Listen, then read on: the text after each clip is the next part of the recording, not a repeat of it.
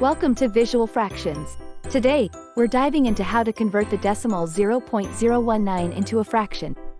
Let's start with our decimal, 0.019. Notice there are 3 digits to the right of the decimal. This places it in the thousandths position.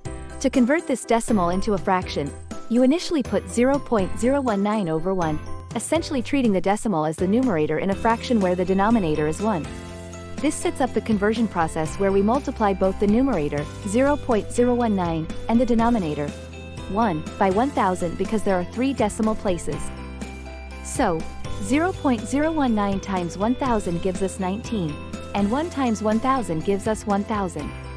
This translates 0.019 to the fraction 19 over 1000. And there you have it. The decimal 0.019 when converted to a fraction equals 19 over 1000. This fraction is in its simplest form and cannot be further simplified. If you found this tutorial helpful, remember to smash that like button and subscribe to Visual Fractions for more practical math insights. Thanks for watching.